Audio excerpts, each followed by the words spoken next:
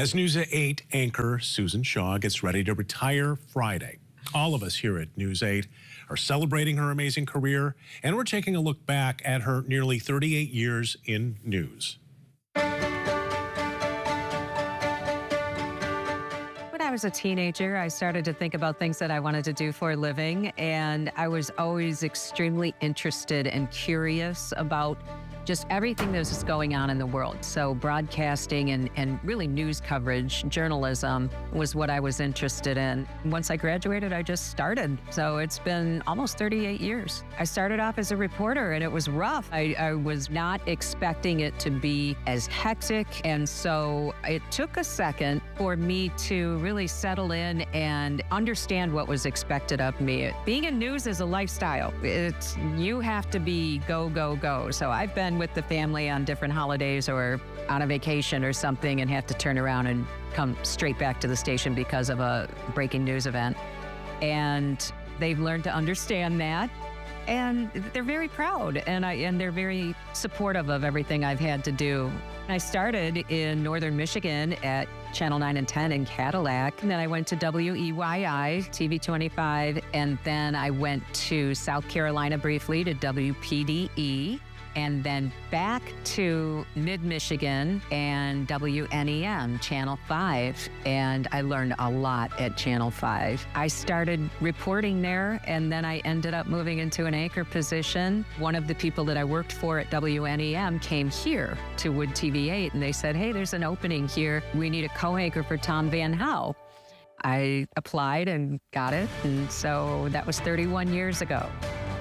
Lessons that I've learned when it comes to my job, I guess I think that you can't be open-minded enough. Be flexible, learn what it would be like in another department. We all work together so closely, and it's not all about just writing and getting the story out there. We have to work with other people in order to be able to pull this off. The biggest change is definitely the way we receive information. It's not appointment television anymore. No one waits around for the newscast to come on. I would say some of the highlights in my career, certainly the Ford funeral. That is probably one of the biggest highlights of my career, to be included in talking about their lives and their impact on West Michigan, but also the country. It's nice to do fundraisers and work with nonprofits, or when you're out in the community, being able to actually chat and talk and meet with people. I'll try it. I don't know. Kind of. One of the biggest impacts in my life has been a lot of the people and the colleagues that I've worked with through the years. I've had relationships last from the very beginning. I know people that have been in the industry when I started 38 years ago, and I still know them to this day. The colleagues and the friends I've made in this industry have been a very big influence in my life.